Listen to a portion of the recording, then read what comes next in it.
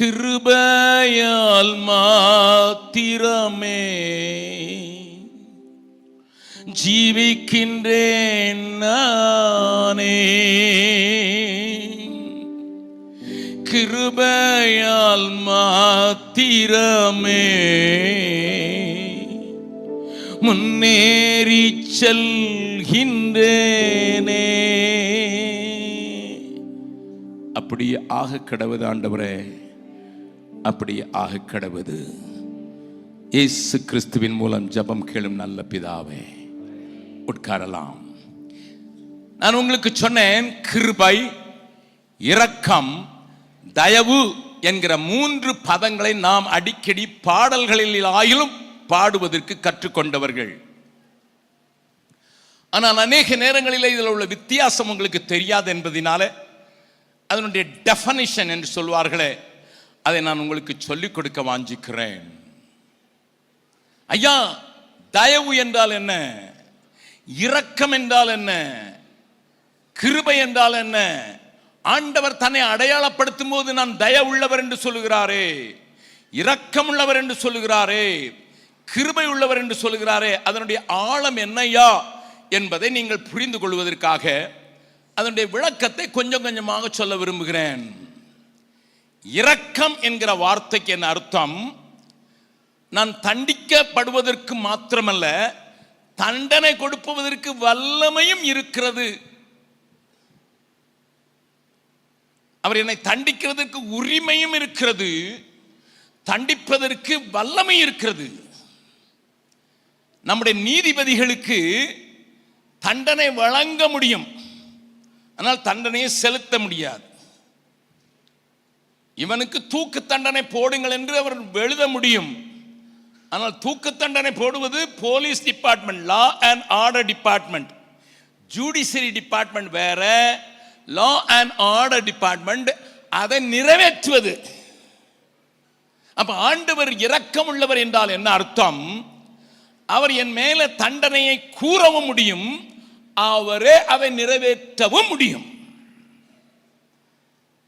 அதுக்கு தான் பேரு இரக்கம் உள்ளவர். அப்படி இருந்தும் என்ன விட்டுட்டீங்க ஆண்டவரே? அப்படி இருந்தும் உனக்கு வல்லமை இருக்குது, என் மேல நீர் தண்டனையை கூறி அறிவிக்கிறதுக்கு உங்களுக்கு உரிமை இருக்குது. ஏன்னா நான் மீறுதல் செய்தேன், ஆகையினால எனக்கு தண்டனை கொடுக்கிறதுக்கு உரிமை இருக்குது, தண்டனை பெறுறதுக்கு நான் பாத்திரனா இருக்கிறேன், உமக்கு பலம் இருக்குது. ஆனாலும் 51 சங்கீதத்தினுடைய முதல் வசனத்தை வாசிக்கலாமா? சங்கீதம் 51:1 நமக்கு தெரிந்த சங்கீதம் தான். தேவனே, கிருபையின்படி எனக்கு இறங்கும். ஏன் மறுபடியும் கிருபைக்கு பிறகு இறக்கம் வருது பாத்தீங்களா? இரக்கத்தின்படி என் மீறுதல் நீங்க என்ன சுத்திக்கிறோம்? ஏன்னா நீர் என்னை தண்டிக்கிறதுக்கு நான் தப்பு பண்ணிட்டேன், நீர் எழுதி கொடுத்த சட்டத்தை நான் மீறிட்டேன், அதனால உமக்கு எனக்கு தண்டனை கொடுக்கிறதுக்கு உரிமை இருக்குது. அது மாத்திரமல்ல, நீர் என்னை தண்டிக்க முடியும், அதுக்கு பலம் இருக்குது. ஆனாலும் உடைய இரக்கங்களுக்கு முடிவில்லையே, ஆகையினால என்னை ஆண்டவரே விட்டுரும். இரக்கத்துக்கு கெஞ்சுகிறேன் என்று எழுதப்பட்டிருக்கும். Lord, you have every right to punish me. The law says I must be punished, and you have the power to punish me. But இதெல்லாம் இருந்தோம் போ அப்படின்னு விட்டீங்களே, அத மாதிரி ஒரு பெரிய இரக்கத்தின் அதிபதியை நான் பார்த்ததில்லை. ஹல்லேலூயா. நல்ல வார்த்தைகளை உபயோகப்படுத்துறது கற்றுக்கொள்ளுங்கள், புரிந்து ஜெபம் பண்ணுங்கள், புரிந்து காரியங்களை செய்யுங்கள். புரியாம யாரெல்லாமோ என்னெல்லாமோ பாட்டு எழுதுனால நமக்கு பாட்டுக்காரன் டாக்டரின் தான் நம்ம டாக்டரினா போச்சு. We made a mistake because we don't refer to the word of God. வேத வசனங்கள் இப்படி இருக்கிறதா என்று ஆராய்ந்து பார்த்ததினாலே நற்குணசாலிகளாக இருந்தார்கள் என்று தெசலோனிக்கே சபையில போகும்போது பெரேயா பட்டணத்தாரை குறித்து லூக்கா எழுதுகிறார். நல்லா கவனிங்க. இன்னைக்கு சபைக்கு இது விளங்காதனால தான் சபைக்குள்ள வந்து என்ன அட்டகாசமானாலும் பண்ணலாம்னு நினைக்கிறான். He doesn't understand what is இதுக்கு பேரு, இந்த இரக்கத்துக்கு பேரு mercy. நமக்கு பிள்ளை பிறந்தா mercyன்னு பேர் வைக்கத்தான் தெரியும். மேர்சின்னு எதுக்கு பேர் வச்சிருக்கீங்க? பக்கத்து வீட்டுக்காரங்க அக்கா அந்த உங்க பேர் நல்ல மேர்சி நல்லா இருந்தது அதனால வச்சேன். மேர்சினா என்னன்னு புரிஞ்சுக்க. ஆமாம், பழைய காலத்தில் என்ன பாடினாங்க, என்ன வச்சாங்க? இறக்கத்தாய். நீங்கள் பழைய ஆட்கள் பேரெல்லாம் பாருங்க, தங்கத்தாய் இறக்கத்தாய்ன்னு வச்சாங்க. நம்ம மாடர்ன், நம்ம இங்கிலீஷ் தான் நமக்கு ரொம்ப பிடிக்கும். அதனால மோர்சி.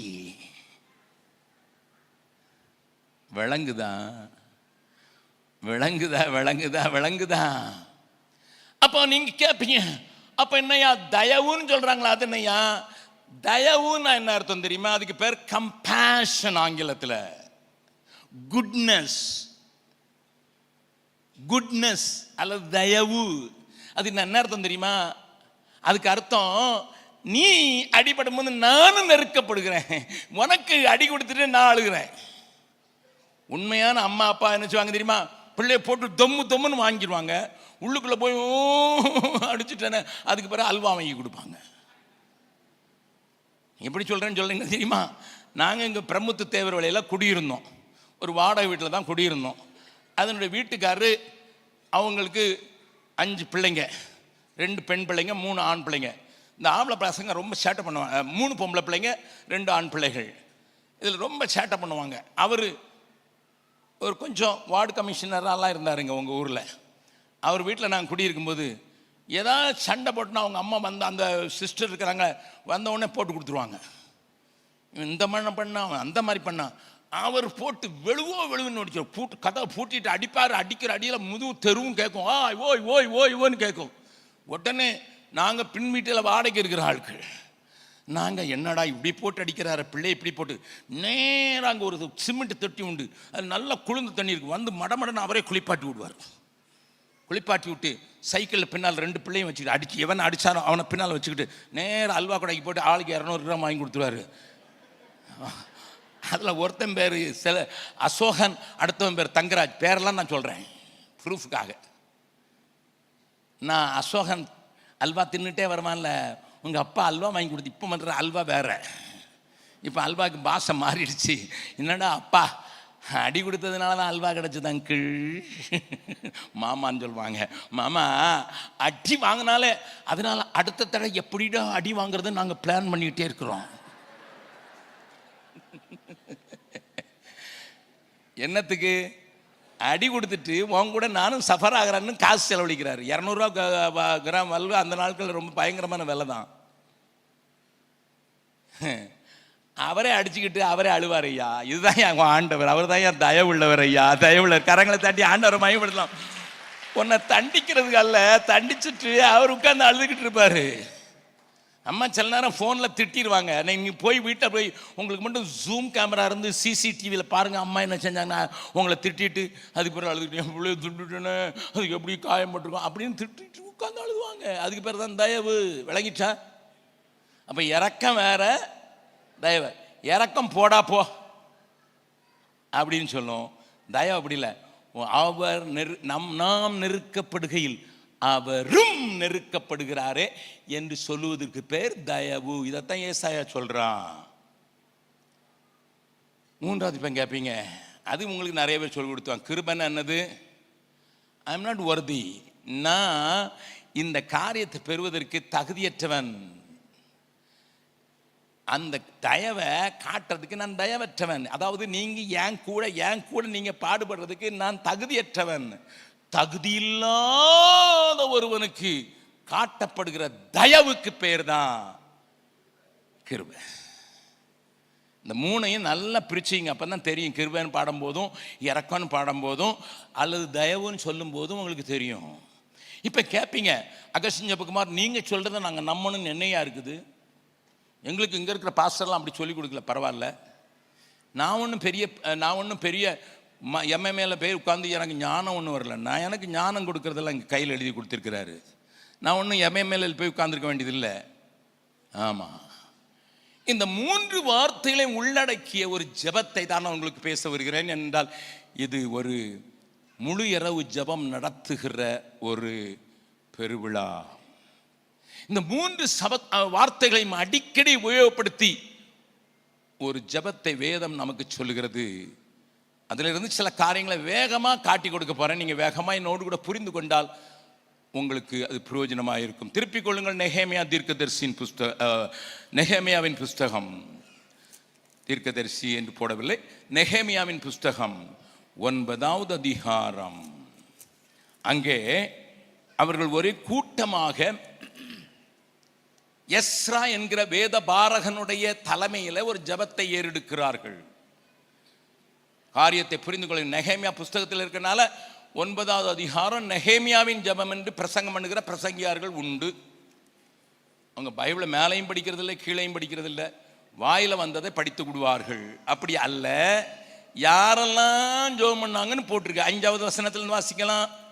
பின்பு லேவியரான யெசுவா, 4வதுல இருந்து வாசிங்க. யெசுவா, பானி, கத்மியேல், செப்பனியா, புன்னி, செரேபியா, பானி, கெனானி என்பவர்கள் லேவியருடைய படிகளின் மேல் நின்று தங்கள் தேவனாகிய கர்த்தரை நோக்கி மகா சத்தமாய் ஓலமிட்டார்கள். எத்தனை பேரு என்னல்ல நீங்க? அதுக்கு தானே அழுத்தி சொல்றோம். எத்தனை பேரு? 8 பேர். அவர் நின்று மகா சத்தமிட்டு என்ன செஞ்சாங்க? ஓலமிட்டார். யாராவது இதை ஜெபம் சொன்னாங்கன்னு ஓலம்னு சொல்லுங்க ஐயா. ஓலமிட்டார்கள். அதாவது என்னன்னா ஒப்பாரி வைத்தார்கள், ஓலமிட்டார்கள். வசனங்களை வாசிக்கும் போது ஒவ்வொரு வார்த்தையும் அர்த்தப்படுத்தி படியுங்கள் தயவு செய்து. ஓலமிட்டார்கள். 5வது வசனம். பின்பு லேவியரான யெசுவா, கத்மியேல், பானி, ஆசாப்னேயா, செரேபியா, ஓதியா, செப்பனியா, பெத்தகியா என்பவர்கள் ஜனங்களை பார்த்து நீங்கள் எழுந்திருந்து அனாதியாய் என்றென்றைக்கும் இருக்கிற உங்கள் தேவனாகிய கர்த்தரை ஸ்தோத்திரியுங்கள் என்று சொல்லி, முதல்ல ஆண்டவரை ஸ்தோத்திரிக்க சொல்லிட்டு கர்த்தரை நோக்கி எந்த ஸ்துதி ஸ்தோத்திரத்துக்கும் மேலான உம்முடைய மகிமையுள்ள நாமத்துக்கு ஸ்தோத்திரம் உண்டாவதாக. அந்த முதல்ல இருக்கிற லேவியர் மாத்திரம் இல்ல, இவர்களும் சேர்ந்து கொண்டார்கள். ஒரு சின்ன கூட்டத்தில் அதுல இருக்கிறவங்களும் இருக்காங்க, அவங்களும் சேர்ந்து கொண்டார்கள். அவர்கள் இப்பொழுது ஜனங்களை மோட்டிவேட் பண்றாங்க. வந்திருக்கிற ஜனங்களை அவங்கள பார்த்து சொல்றாங்க, இதை நாளைக்கு நான் ஒரு காரியத்தை உங்களுக்கு காட்டி கொடுக்க போறேன், நாளைக்கு வந்தீங்கன்னா அதனுடைய விளக்கம் வழங்கும், எப்படிப்பட்ட ஜனத்தை என்பதை நான் சொல்லி கொடுத்து விடுகிறேன். ஆனால் இந்த நாளிலே இந்த கீழே உள்ள பகுதியை மட்டும் பார்க்கிறோம். 6வது வசனம். நீர் ஒருவரே கர்த்தர். போதும். நாம் பாடினோம், வெஸ்லியோடு கூட சேர்ந்து நாம் பாடினோம், உமக்கு ஒப்பானவன் யார், தேவர்களில் உமக்கு ஒப்பானவன் யார் என்று பாடினோம். இதைத்தான் அவங்க அந்த நாட்கள்ல ஆண்டவரே வானம் பூமியெல்லாம் உண்டாக்குனது நீங்க தானே முதல்ல அங்கீகரிக்கிறார்கள். அதற்கு பிறகு 7வது வசனத்திலிருந்து ஆபிரகாமிலிருந்து கதை ஆரம்பிக்கிறாங்க. ஆபிரகாமை தெரிந்து கொண்டது சொல்கிறாங்க. அதுக்கு பிறகு அவனோடு உடன்படிக்கை பண்ணினதை சொல்றாங்க. அந்த எகிப்தில் அவர்கள் பட்ட அடிமைத்தனத்தை குறித்து பேசுகிறார்கள். பார்வோனிடத்தில் அவனுடைய ஊழியக்காரத்தில் கர்த்தர் நடந்து கொண்ட விதத்தை குறித்து பேசுகிறார்கள். அப்படியே பேசி பேசி பேசி, அதாவது கடந்த காலம் ஆண்டவர் தெரிந்து கொண்ட நாளிலிருந்து ஆரம்பிக்கிறார்கள். ஆதாமிலிருந்து ஆரம்பிக்கவில்லை, மாறாக தேவன் ஆபிரகாமை பேர் சொல்லி அழைத்த நாளிலிருந்து ஆரம்பித்து பழைய காரியங்களை கொஞ்சம் நினைவு கூறுகிறார்கள். கொஞ்சம் வேகமாக பேசுகிறேன். அதெல்லாம் சொல்லிட்டு அவங்களை எப்படி நடத்தினீர், மேக ஸ்தம்பத்தினாலையும் அக்னி ஸ்தம்பத்தினாலையும் எப்படி நடத்தினீர்னு சொல்லிடுறாங்க. அதுக்கு பிறகு சீனாய் மலையில வந்து அவங்களுக்கு சட்டத்திட்டெல்லாம் எழுதி கொடுத்ததை ஞாபகப்படுத்துறாங்க. அதுக்கு பிறகு அவங்க பசியை எப்படி தீர்த்தீர்னு சொல்றாங்க. அப்படி இருக்கும்போது இன்னொரு காரியம் நடக்குது, நல்லா கவனிங்க. விடுதலையாக்கப்பட்ட ஒரு ஜனம், தெரிந்து கொள்ளப்பட்ட ஆபிரகாமின் சந்ததியா, ஆண்டவருடைய அதிசயங்களையும் அற்புதங்களையும் பார்த்தவர்கள், சிவந்த சமுத்திரம் 2ஆய் பிளந்ததை கண்டவர்கள், ஆண்டவருடைய சத்தத்தை கேட்டவர்கள், ஆண்டவருடைய சட்ட திட்டங்களை பெற்றவர்கள். ஆனா இப்பதான் ஒரு காரியத்தை அந்த லேவியர்களும் ஆசாரிகளும் நினைவு கூறுகிறார்கள். என்ன நினைவு கூறுகிறார்கள்? 16வது வசனம். எங்கள் பிதாக்களாகிய அவர்களோ அகங்காரமாய் நடந்து. கொஞ்சம் நிறுத்துங்க விசிலி. பக்கத்துல கைப்பிடி சொல்லுங்க. நம்ம அப்பாவெல்லாம் பற்றி போட்டிருக்கு, நம்ம தாத்தாவெல்லாம் பற்றி போட்டிருக்கு, பெரியவங்களெல்லாம் பற்றி போட்டிருக்கு. தங்களை பெரியவர்னு சொல்லி கொண்டிருக்காங்களே அவங்களெல்லாம் போட்டிருக்கு. அவனுக்கு திமிரு பிடிச்சிட்டு போட்டிருக்கு, வேற வார்த்தை இல்லை. அகங்காரமாய் நடந்து தங்கள் கழுத்தை கடினப்படுத்தி. கழுத்தை கடினப்படுத்தி 10 நாளைக்கு முன்னாலதான் மழை வந்து உன்னை அடிச்சு கொண்டு போனா கூட 10ஆவது நாளைக்கு நீ ஸ்ட்ரைக் பண்ணுவ. கலெக்டர் ஆபீஸ் போய் உம்முடைய கற்பனைகளுக்கு செவி கொடாதே போனார்கள். 17 வாசிருங்க. அவர்கள் செவி கொடுக்க மனதில்லாமலும் அவர்களிடத்திலே நீர் செய்த உம்முடைய அற்புதங்களை நினையாமலும் போய் தங்கள் கழுத்தை கடினப்படுத்தி தங்கள் அடிமைத்தனத்துக்கு திரும்பும்படிக்கு அவர்கள் கலகம் பண்ணி ஒரு தலைவனை ஏற்படுத்தினார்கள். ஆகிலும் வெகுவாய் மன்னிக்கிறவரும். I love this ஆகிலும். Yes, amen. ஹிந்தியில சொல்லணும்னா பரந்து. ஆகிலும் எல்லாம் கலாட்டம் பண்ணா நீர் கையை பிடிச்சு கூட்டிட்டு வந்துரு, சோறு கொடுத்துக்கிட்டே கூட்டிட்டு வந்துரு, வழி நடத்துறதுக்கு அக்னிஸ்தம மேச. ஆகிலும் உமக்கு விரோதமா கலாட்டா பண்ணா வெகுவாய் மன்னிக்கிறவரும் இரக்கமும் மன உருக்கமும் நீடிய சாந்தமும் மகா கிருபையும் உள்ளவருமான தேவனாகிய நீர் அவர்களை கைவிடவில்லை. I cry over this. Jesus. 16வது வசனம் என்னைய அழ வைக்கல, 17வது வசனம் என்னைய கணக்குது. இரக்கம் உள்ளவரே மனதுருக்கம் உடையவரே, இரக்கம் உள்ளவரே மனதுருக்கம் உடையவரே, நீடிய சாந்தம் கிருபை அன்பு நிறைந்து வாழ்பவரே. தெரிந்தவர்கள் பாடலாமா? நீடிய சாந்தம் கிருபை அன்பு நிறைந்து வாழ்பவரே, என் இயேசு ராஜா சோத்திரம், என் இயேசு ராஜா சோத்திரம், சோத்திரமே சோத்திரமே உயிருள்ள நாளெல்லாமே, ஐயா சோத்திரமே சோத்திரமே உயிருள்ள நாளெல்லாமே. அப்பம் என்ன செய்யறான்? 18வது வசனம் வாசிங்க. அவர்கள் வார்ப்பிக்கப்பட்ட ஒரு கன்றுக்குட்டியை தங்களுக்கு உண்டாக்கி, இது உன்னை எகிப்திலிருந்து கொண்டு வந்த உன் தெய்வம் என்று சொல்லி கோபம் ஊட்டத்தக்க பெரிய அக்கிரமங்களை செய்திருந்தாலும், ஆண்டவரே கலாட்டா பண்ணா கலகம் பண்ணா ஆனாலும் மன்னிச்சிட்டீங்க, உங்களுடைய இரக்கத்துக்கு முடிவில்லைங்கிறத காட்டிட்டீங்க. they are punishable because they got a law. எழுதி கொடுத்த சட்டம் இருக்கு, சட்டம் இல்லைன்னு சொல்ல முடியாதவன், நீங்க எழுதி கொடுத்துட்டீங்க. லாவின் படி அவன் அடிக்கப்படணும், நொறுக்கப்படணும். நீர் பயங்கரமானவர் என்று அவனே அறிக்கை செய்தான்.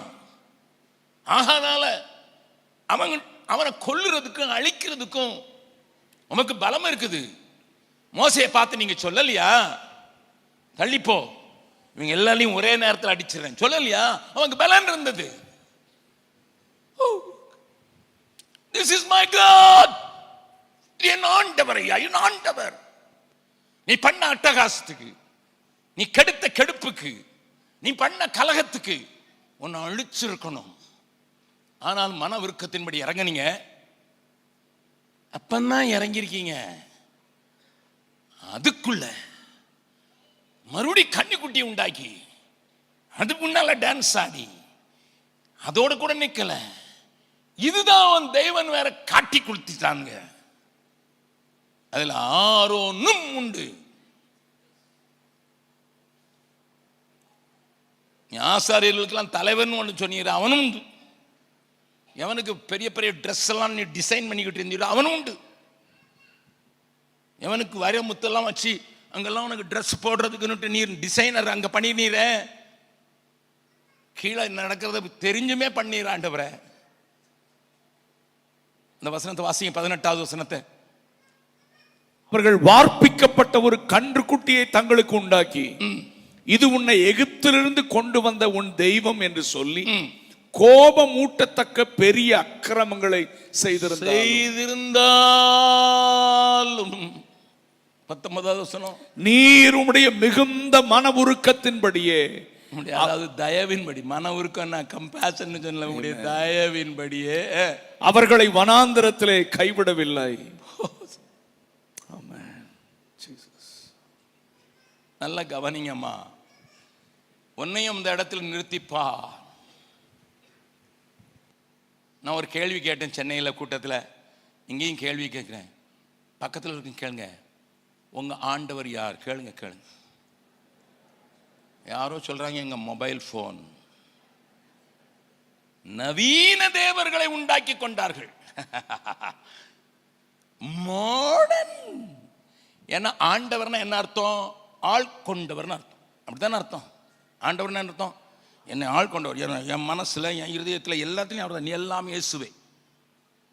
அது பாட்டி தாத்தாவுக்கு அப்போ மொபைல் ஃபோன் கிடையாது, அதனால எல்லாமே இயேசுவேன்ட்டான். வேற ஒன்றும் வழி கிடையாது. ஹலோ, இப்போ ஐடி படிச்சுட்டான், கம்ப்யூட்டர் தெரியும், மொபைல் தெரியும், பிறந்த உடனே மேலே கீழெல்லாம் தள்ள தெரியும். பிளெயினில் ஏறுறதுக்கு அமெரிக்கா போயிட்டு இருக்கேன், எனக்கு முன்னால் ஒரு அம்மா 6 மாதம் 7 மாதம் இருக்கும் அந்த பிள்ளைக்கு, கையில் மொபைலை கொடுத்துருக்குது. ட்ராலில் நான் பார்க்குறேன், இது என்னது? அதுக்கு தெரியுது எதை அடிச்சுனா, அட பாவிகளா, உள்ளேயே சிப் மாட்டிட்டு வந்துட்டீங்களாடா. ஆனால் அதோடய அது நிற்கல. என்ன செய்யுது பிள்ளை? மொபைல் வச்சாதான் சாப்பிடுது, மொபைல் வச்சாதான் தூங்குது. சரி, அதுதான் கெட்டு போச்சுனாலும் நமக்கும் என்னை ஆட்கொண்ட செல்போன் உமையார் என்று நான் அறிவேன். அப்போ உருட்டி கொள்ளுவேன், 12 மணிக்கும் குசு குசு என்பேன். ராத்திரி 12 மணிக்கு நான் தூங்கினால் என் விருதயம் விதிலித்து இருக்கிறது. அட்டே அப்பா, ஆள் கொண்டதுப்பா. மனைவி போகும்போது கேட்க மாட்டா, கர்ச்சீப் எடுத்துட்டு போனீங்களான்னு கேட்க மாட்டா, மொபைல் எடுத்துக்கிட்டீங்களாங்க. சோறு கட்டி வச்சேன்னா எடுத்துட்டு போனீங்களான்னு கேட்க மாட்டா, அதான் அங்கே வாங்கிட்டீங்களா, மொபைல் எடுத்துட்டு போனீங்களாங்க. இந்த இடத்துல போனோன்னா ஒய்ஃபை மறந்தாலும் ஒய்ஃபையை மறக்க மாட்டான். என்னை ஆட்கொண்ட.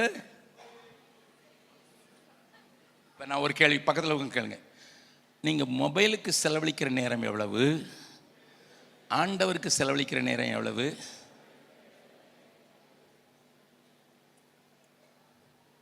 என்ன சொன்னாங்க? ஆண்டவர் தான் எப்பவும் கூட இருக்கிறார். இந்த அம்மா உள்ளே போயிட்டாங்களே.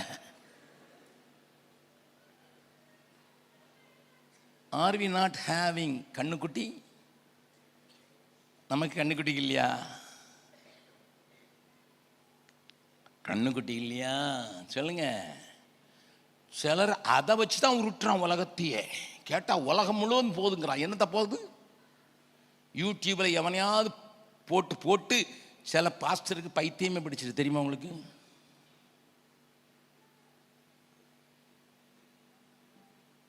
இப்படி அட்டகாசம் பண்ணலாலும் 19வது வசனத்தை மறுபடியும் வாசிங்க வெஸ்லி. மிகுந்த மன உருக்கத்தின்படியே, மிகுந்த மன உருக்கத்தின்படி அவர்களை வனாந்திரத்திலே கைவிடவில்லை. கைவிடவில்லை. அவர்களை வழி நடத்த பகலிலே மேகஸ்தம்பமும் அவர்களுக்கு வெளிச்சத்தையும் அவர்கள் நடக்க வேண்டிய வழியையும் காட்ட இரவிலே அக்கினி ஸ்தம்பமும் அவர்களை விட்டு விலகவில்லை. அடுத்த வசனத்தை வாசிங்க. அவர்களுக்கு அறிவை உணர்த்த உம்முடைய நல் ஆவியை கட்டளையிட்டீர். நல்ல ஆவியையும் கட்டளையிட்டீர். அவர்கள் வாய்க்கு உம்முடைய மன்னாவை அருளி கொடுத்தீர். அவர்கள் தாகத்துக்கு தண்ணீரை கொடுத்தீர். இப்படி 40 வருஷமாக வனாந்தரத்தில் அவர்களுக்கு ஒன்றும் குறைவுபடாதபடி சேட்டை பண்ணா ஆண்டவரை விட்டுட்டான். ஆனாலும் ஆமென். கால் வீங்கல, சட்டை பழசா போகல, செருப்பு புதுசா இருந்தது. Oh God, oh God. நீ சபைக்குள்ளே கலாட்டா பண்ணலாம், உடனே உன் வியாபாரம் படுக்காது. நல்ல இரக்கம் உள்ளவர். நீ சபையில அட்டாசம் பண்ணலாம், உன் வேலை போகாது.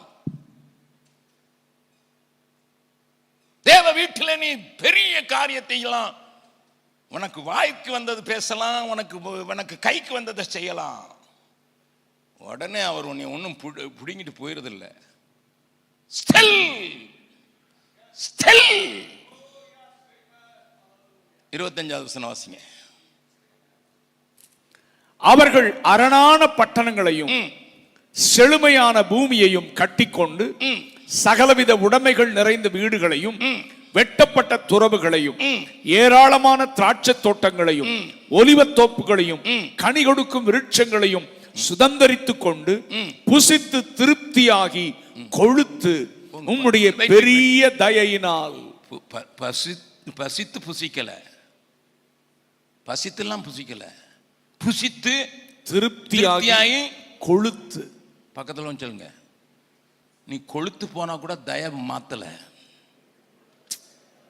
ஆமென். கொழுப்பெடுத்து பேசுறான்னு நம்ம சொல்லுவோம்ல தமிழ்நாட்டில். இதுல வேற நம்ம இன்னொரு சொல்லுவோம், வாய் கொழுப்பு சீலையில வடியுது. வாய் கொழுப்பு சீலையில வடிஞ்சாலும் பெரிய தயவு. கரங்களை உயர்த்தி, ஆண்டவரே உங்களுடைய தயவு எவ்வளவு பெரிய ஐயா, எங்களோட கூட கஷ்டப்படுறீங்க, எங்களோட நெருக்கப்படுறீங்க சுவாமி, எங்க கண்ணில் கண்ணீர் விடாம பார்த்துக்கிறீங்க ராஜா. எவ்வளவு பெரிய நல்ல ஆண்டவரை உடையவர்களா இருக்கிறோம். இதுதான் அன்னைக்கு நெகேமியாவோடு இருந்த ஆசாரியர்களும் லேவியர்களும் செய்த ஜெபம்.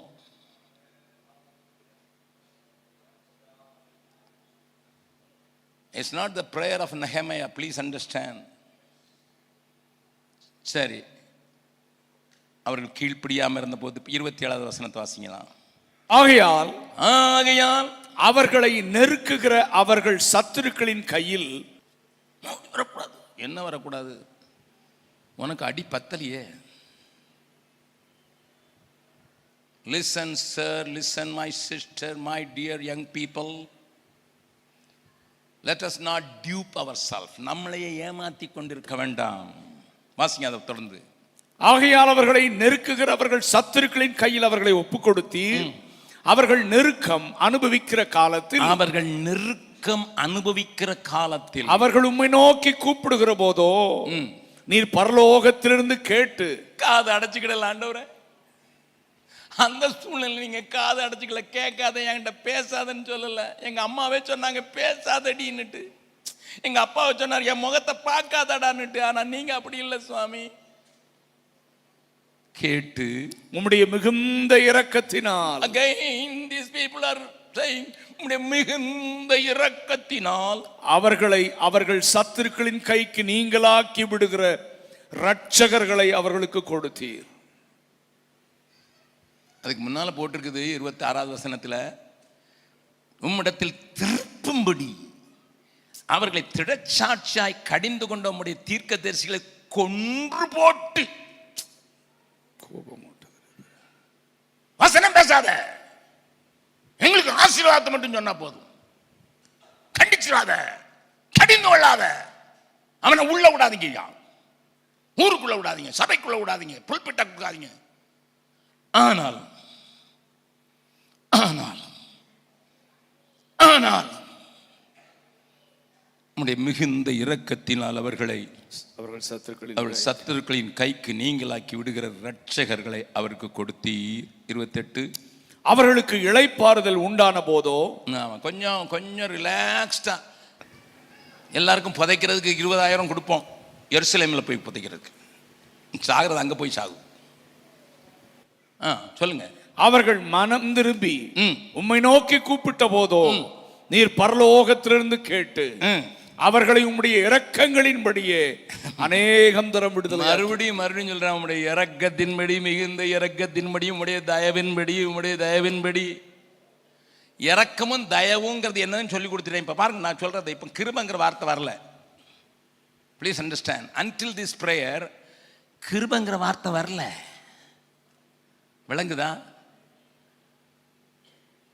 அதிகாரம் இருந்தும் போடான்னு விட்டுட்டீங்க, எங்களோட நீரும் சஃபர் பண்ணிற, அப்படித்தான் சொல்லிட்டே இருந்தாங்க. இவ்வளவு நல்லா கவனிங்க. இந்த வசனங்கள்லாம் பார்க்கும் போது தான் இந்த அதிகாரத்தினுடைய மேன்மை உங்களுக்கு தெரியும்னு காட்டி கொடுக்குறேன். உம்முடைய மிகுந்த இரக்கத்தின்படி, மிகுந்த தயவின்படி இவ்வளோ அட்டகாசம் பண்ண போது நீங்க எங்களை கைவிடல, எங்க ஜெபத்தை கேட்டீங்க.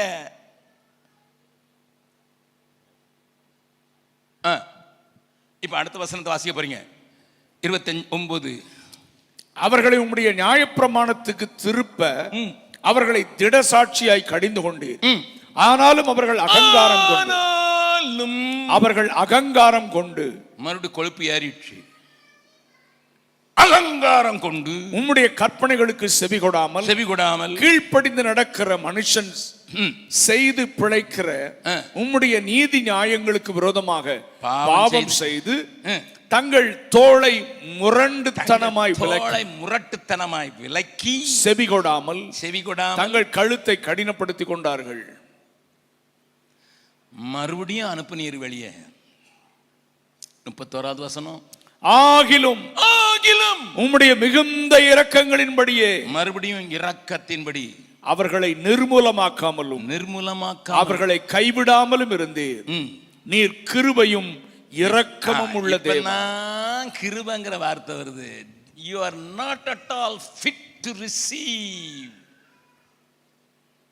the grace. உன்னை வெளியில பாபிலோனுக்கு அடிச்சு கொண்டு போய் உன் பிள்ளைகள் எல்லாம் கொண்டு போட்டு உன்னை கைதியா கொண்டு போய் அடிச்சு நிர்வாணப்படுத்தி அடிச்சு உன்னை இழுத்து கொண்டு போனா, நான் என் வார்த்தையின்படி உன்னை திரும்ப கொண்டு வந்துட்டேன். இப்ப நெகேமியா இருந்த நாட்கள் திரும்ப வந்த கூட்டம், பாபிலோனிலிருந்து திரும்ப வந்த கூட்டம், ஆலயத்தை கட்டுகிற ஒரு கூட்டம், அதை சுற்றி காம்பவுண்ட் வால் எழுப்புகிற கூட்டம். அதற்குத்தான் இப்ப அட்ரஸ் நடக்குது. My dear people of God, listen. இந்த நேரத்தில் அந்நிய ஜனங்கள் கையில ஒப்பு கொடுத்துட்டீரு, அப்படி மறுபடியும் திரும்ப கொண்டு வந்தீர். ஆகிலும் 31 மறுபடியும் வாசிக்க போகிறோம். ஆகிலும் உம்முடைய மிகுந்த இரக்கங்களின்படியே அவர்களை நிர்மூலமாக்காமலும் அவர்களை கைவிடாமலும் இருந்தீர். நீர் கிருபையும் இரக்கமும் உள்ள தேவன். Now he says totally unfit. Yes, totally they don't deserve. அவங்க கற்றுக்கொள்றதுக்கு அவங்களுக்கு ஒரு தகுதியும் இல்லை, ஒரு மார்க் வாங்கல. எங்க தாத்தா திருநெல்வேலியில் சாப்டர் ஸ்கூல்ல ஹெட் மாஸ்டரா இருந்தாங்க. அவங்க கடைசி காலத்தில் கொஞ்ச நாள் எங்களோட இருந்து எனக்கு இங்கிலீஷ் சொல்லி கொடுத்தவங்க. அப்போ எங்கள் தாத்தாட்ட நான் நிறைய கேட்பேன், ஹெட் மாஸ்டராக இருந்தீங்களே என்னெல்லாம் சாதிச்சிங்கன்னு கேட்பேன். நான் கொஞ்சம் குடுன்னு அப்பமே இருந்ததுனால, என்னையா ஹெட் மாஸ்டர்னு சொன்னீர், என்னையா சாதிச்சிரு? அவர் சொன்னார், தம்பி நல்லா கேளுடா அப்படின்னுட்டு. எங்கள் வீட்டில் ஒரு சின்ன ஸ்டூல் இருக்கு, நான் அதில் நோட் பற்றி எழுதிருக்கும்போது முன்னாலேருந்து தாத்தா சொன்னது இன்னும் எனக்கு ஞாபகம் இருக்குது, கண்ணில் அப்படியே நிற்கிது. நான் ஹெட் மாஸ்டராக இருந்தபோது அந்த ப்ரமோஷன் நடக்கிறதுக்கு கமிட்டி நடக்கும். என்கிட்ட சில பிள்ளைங்க டியூஷன் படித்தான். நான் டியூஷன் அடித்த பையன் 0 மார்க் வாங்கியிருக்கான். இப்போ அவங்க அப்பா அம்மா சொல்லிடுறாங்க, எப்படியாவது வயசு போதியா அவனுக்கு வரவே மாட்டேங்குது, நீங்கள் டியூஷன்லத்தே வரலன்னா இவனுக்கு என்ன வரும்? ஆனால் நீங்கள் ஹெட்மாஸ்டர் ஐயா எப்படியாவது பாஸ் பண்ணி போட்டுங்க. ஆனால் நான் ப்ரமோஷன் கமிட்டி சொல்கிறது தான் பார்க்கணும். ப்ரமோஷன் கமிட்டியில் 3 பேர் உட்காந்துருக்கா, நான் பின்னால் உட்காந்து சேரை போட்டு உட்கார்ந்தேன். 3 பேர் கையிலையும் மார்க் லிஸ்ட் வருது, பாஸ்ன்னு டிக் அடிக்கணும். ஒருத்தர் கையில் இருக்கும், அவங்க சொல்லுவாங்க பாஸ் ஆக்கிடலான்னுட்டு. அப்போ எங்கள் தாத்தா சொன்னதை தான் சொல்கிறேன். அப்போ நான் டியூஷன் எடுக்கிறப்பல 0 வாங்கியிருக்கான். 3 சப்ஜெக்டில் 0 வாங்கியிருக்கான். மொத்தம் 5 சப்ஜெக்ட், 3 சப்ஜெக்டில் 0 வாங்கியிருக்கான். இங்கிலீஷ் மட்டும்தான் பாஸ் பண்ணியிருக்கேன், ஏன்னா நான் இங்கிலீஷ் டீச்சர். அப்படி சொல்லும்போது பின்னால் இருந்து பார்த்துக்கிட்டே இருக்காராம். எங்கள் தாத்தா பெரிய ஒரு பக்திமான இல்லை, ஆவிக்குரியவர் இல்லை, ஆனால் கொஞ்சம் ஜோமன்னு தெரியும் அவருக்கு. ஆண்டவரே, உடைய மகா இரக்கத்தின்படி, உடைய மிகுந்த கிருபையின்படி இந்த பிள்ளை மேலே கிருபை காட்டும். இல்லைன்னா அவங்க அப்பா வெளியே போனால் அவன் கமிட்டியில் இருக்கிறான், அவன் டிசியாக இருக்கிறான், என் சட்டையை கட்டி விட்டுருவான். எங்கள் தாத்தா ஜோமன்னு சொன்னார். எனக்கு ஜெபம் சொல்லி கொடுக்குறாரு. இந்த கையில் மார்க் லிஸ்ட்டை வச்சுட்டு டிக் போட்டார்ல அந்த வாத்தியார், இந்த பையனை ஃபெயில் ஆக்குன்னு சொல்லும்போது, இல்லை பாஸ் ஆக்குங்கன்னு சொல்லும்போது, அடுத்த பையனுக்கு முந்தின பையனுக்கும் டிக் போட்டவர், இவனுக்கும் சேர்த்து டிக் போட்டார். எங்கள் தாத்தா தோத்திரம் தோத்திரம் தோத்திரம் தோத்திரம். அவர் பெந்த கோஸ்தல் இல்லை, ஆனாலும் தோத்திரம் தோத்திரம் தோத்திரம். அப்போ டிக் அடிக்காதவன் பேரெல்லாம் தான் தேடினாங்க ஃபெயில் லிஸ்ட் எழுதுறதுக்கு. அதில் யாழ் தப்பிட்டான். பக்கத்தில் சொல்லுங்க, உங்கள் கதை தான் நடக்குது. 3 தடவை நீ 0 வாங்கின போதிலும் எல்லாத்துலேயும் 0. சட்டை எடுத்து குடிச்சா உடச்சிருவேன், கண்ணுக்குட்டியே உண்டாக்கிடுவேன், கொளுத்து போன உடனே மறுபடியும் திமிரி ஏறிடும். உனக்கு 3 தடவை பச்சை வச்சேன், வனாந்திரத்தில் அழிக்கணும்னு பார்த்தா அங்கேயும் அழிக்கலை விட்டுட்டேன், கானானில் அழிக்கணும்னு பார்த்தேன் அங்கேயும் விட்டுட்டேன், பாபிலோனில் அழிக்கணும்னு பார்த்தேன் அங்கேயும் விட்டேன். எல்லாம் 3லேயும் முட்டை மார்க்கு தான் உனக்கு. ஆனால் டிக் அடிக்கும்போது மட்டும் அல்லேலூயா விளங்குதா? அவங்களுக்கு கதை விளங்குதா? இப்போ என்னத்தாயா சொல்லியிருக்கிறாரு? என்னத்தான் சொல்லியிருக்கிறாரு? பாவி துரோகி சண்டாளன் நானாயினும், பாவி துரோகி சண்டாளன் நானாயினும், பாதகம் போக்கி பரிவுடன் ரட்சித்த கல்வாரி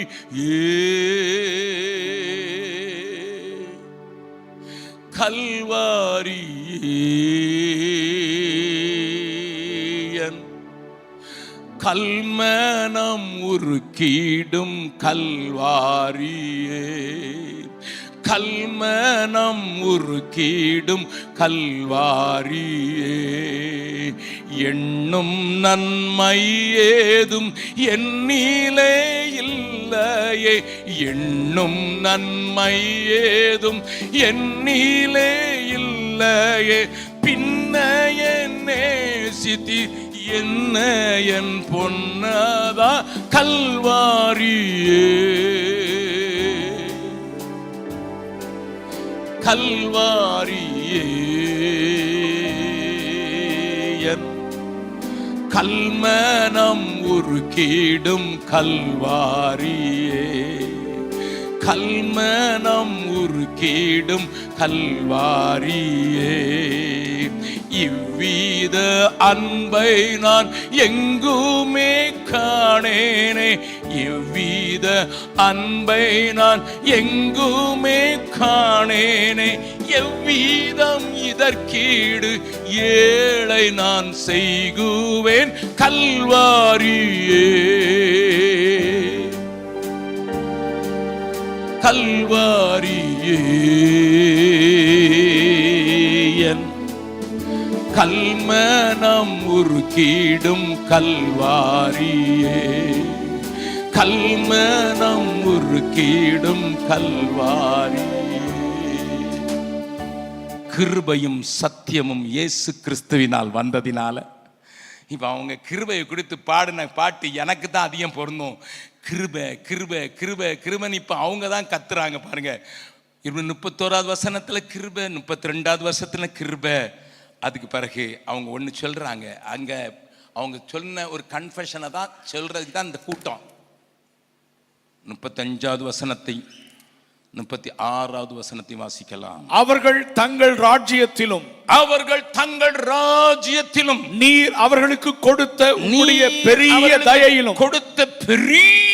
தயையிலும் நீர் அவர்களுக்கு முன்பாக திறந்து வைத்த விசாலமும் செழிப்புமான தேசத்திலும் உமக்கு ஊழியம் செய்யாமலும் தங்கள் துர்க்கருமங்களை விட்டு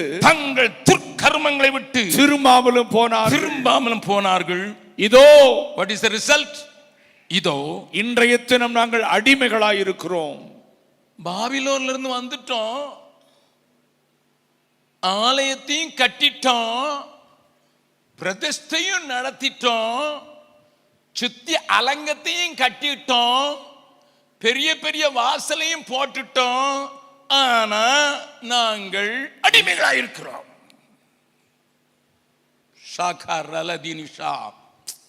Listen, my people of God, listen. It is written about you.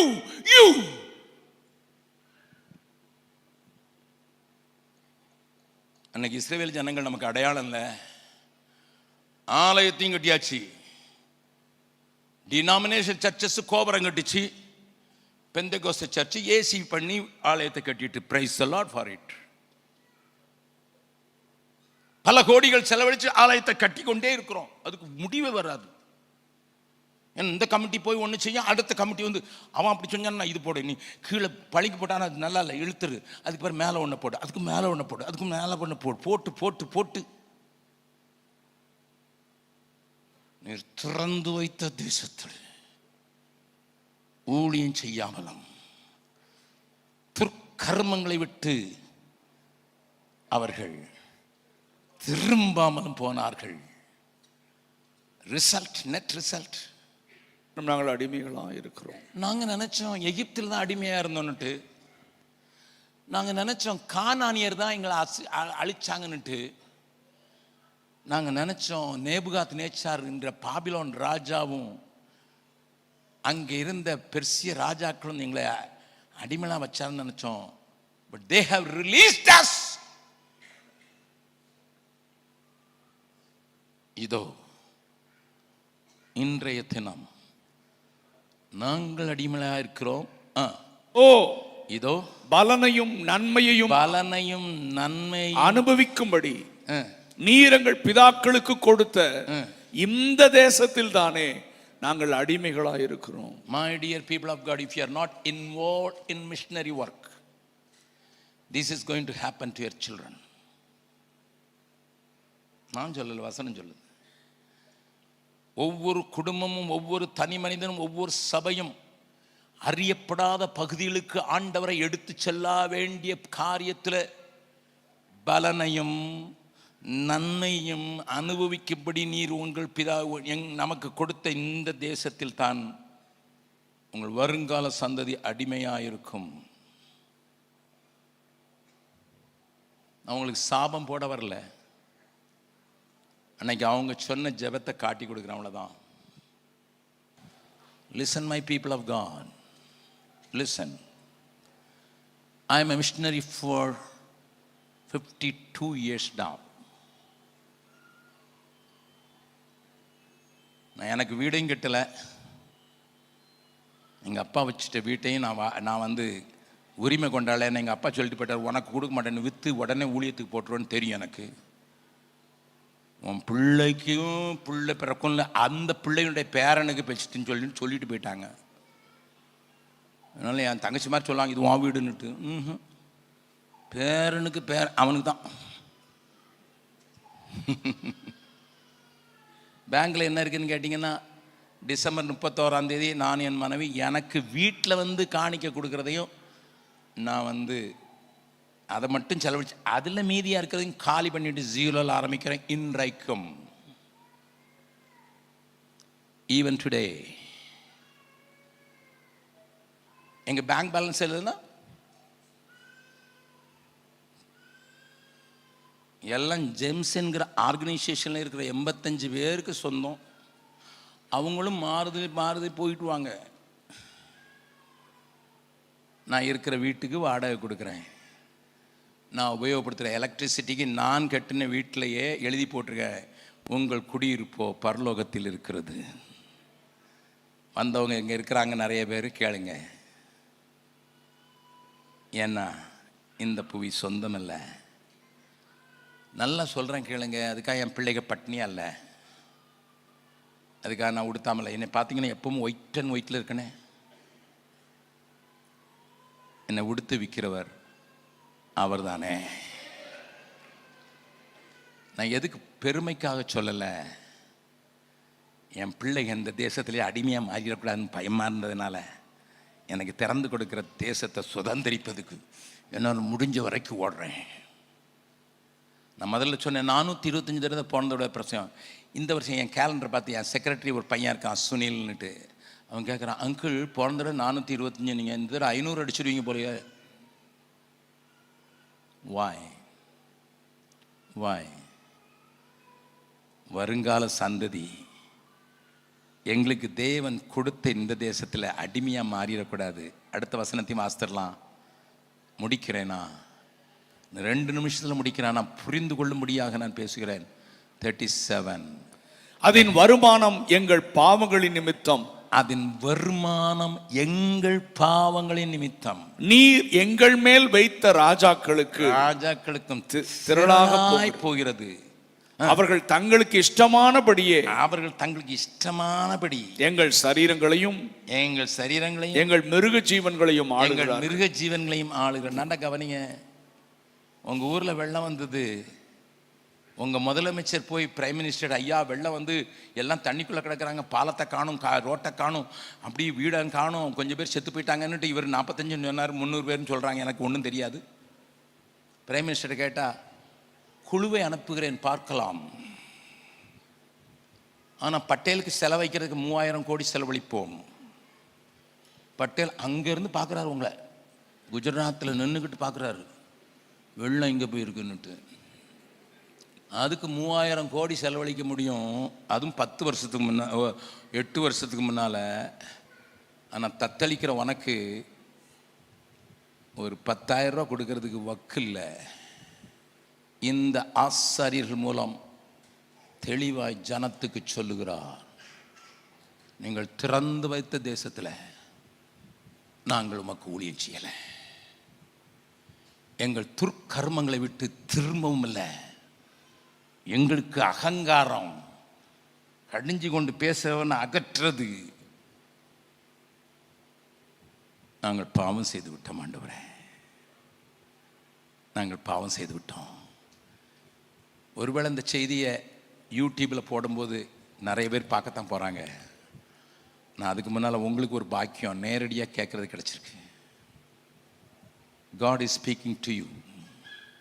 தேவன் உங்களோடு கூட முகமுகமாக பேசுகிறார், முகமுகமாக பேசுகிறார். இருந்த வண்ணமாக எல்லாரும் தலைகளை தாழ்த்தி, யாரும் இந்த நேரத்தில் எந்திரிக்கக்கூடாது. I am going to take only 2 minutes. கண்களை மூடி, ஆண்டவரே நாங்கள் இங்கே சந்ததிக்கு இப்படிப்பட்ட ஒரு காரியத்தை வச்சுட்டு போகக்கூடாது. நாங்கள் உழைக்கிறது எங்கள் பிள்ளைங்களுக்கு தான், நாங்கள் ஓடுறது எங்கள் பிள்ளைங்களுக்கு தான், நாங்கள் பாடுபடுறது வேர்வை சிந்துறது எங்கள் பிள்ளைங்களுக்கு தான். ஆனால் நாங்கள் எங்கள் பிள்ளைங்களுக்கு அடிமைத்தனத்தை வச்சுட்டு போயிடக்கூடாது சுவாமி. அடிப்படுற இடத்துல வச்சிடக்கூடாது. நீங்கள் அடித்தா கூட நாங்கள் தாங்கிக்கிடுவோம், ஏன்னா நீங்கள் அன்போடு கூட அடிப்பீங்க. ஆனால் சத்ருவின் கையில், சத்ருவின் இஷ்டத்துக்கு இந்த ஏழை புறாவை விட்டு கொடுத்து விடாதிரும். இந்த ஏழை புறாவை, இந்த காட்டு புறாவை லார்ட் சத்ருக்களின் இஷ்டத்துக்கு ஒப்பு கொடுத்துடாதீங்க சுவாமின்னு சொல்றதுக்கு மாத்திரம் அந்த ஜெபத்தை, இந்த காட்டு புறாவின் ஆத்மாவை சத்ருவின் கையில் விட்டுக்கூடாதுன்னு சொல்லக்கூடங்க மாத்திரம் அவங்க வலது கை உயர்த்தினா நம்ம எல்லாரும் சேர்ந்து இந்த காட்டு புறாக்களின் வாழ்க்கையை எங்கள் சத்ருவின் கையில் ஒப்பு கொடுத்துடாதீங்க. கை உயர்த்தி நாங்கள் அப்படியே எழுந்து நின்று, நான் எழுதின ஒரு பாடலுடைய முதல் கவி எல்லாருக்கும் தெரியும், இந்த ஊரில் சொல்லி கொடுத்துருக்கேன். என் ஜீவனானாலும் சாவானாலும் பின்பற்றுவேன். சொல்ல மறந்தேன் கல்வாரி சிநேகம், கள்ளனையும் மாற்றும் அந்தை, உற்சாக ஆவியனை தாங்கும்படி செய்யும், ஊரெங்கும் அன்பை சொல்லிடுவேன்கிற அந்த பாட்டை என் ஜீவனானாலும் என் சாவானாலும் பல வருடங்களுக்கு நான் முன்னதாக எழுதினாலும் அதுக்கு இன்னைக்கும் உயிர் இருக்குது இந்த பாட்டுக்கு. அதில் அந்த கவியை மட்டும் பாடப்போறோம். என் ஜீவன் ஆனாலும் சாவானாலும் பின்பற்றுவேன். ரெண்டு கரங்களை சொல்லுவோமா? என் ஜீவன் ஆனாலும் சாவானாலும் பின்பற்றுவே. மறுபடியும் சொல்லலாமா? என் ஜீவன் ஆனாலும் சாவானாலும் பின்பற்றுவே. நன்மை ஒன்றும் இல்லாதிருந்தும் என்னையும் நேசித்தி என் இயேசுநாதா. நன்மை ஒன்றும் இல்லாதிருந்தும் பின்னையும் நேசித்து என் இயேசுநாதா. என் ஜீவன் ஆனாலும் சாவானாலும் பின்பற்றுவே. சொல்ல மறந்தேன் கல்வாரி சிநேகம், கள்ளனையும் மாற்றும் விந்தை. சொல்ல மறந்தேன் கல்வாரி சிநேகம், கள்ளனையும் மாற்றும் விந்தை. உற்சாக ஆவி தாங்கிடச் செய்தி, உற்சாக ஆவி தாங்கிடச் செய்தி. ஊரெங்கும் அன்பை சொல்லிடவே. என் ஜீவன் ஆனாலும் சாவானாலும் பின்பற்றுவே. என் ஜீவன் ஆனாலும் சாவானாலும் பின்பற்றுவே. மறுபடியும் நன்மை ஒன்றும் இல்லாதிருந்தும் பின்னையும் நேசித்தி என் இயேசுநாதா. நன்மை ஒன்றும் இல்லாதிருந்தும் பின்னையும் நேசித்தி என் இயேசுநாதா. என் ஜீவன் ஆனாலும் சாவானாலும் பின்பற்றுவே. கடைசி கவியை பாடலாமா? எப்போ வருவீர் என் இயேசுநாதா, காத்திருப்பேன் ஏங்கிடுவேன். எப்போ வருவீர் என் இயேசுநாதா, காத்திருப்பேன் ஏங்கிடுவேன். கிருபையின் ஆவி கிட்டிடச் செய்வீர், கிருபையின் ஆவி கிட்டிடச் செய்வீர். மேகமீதில் உம்மை சேர்ந்திடவே. என் ஜீவன்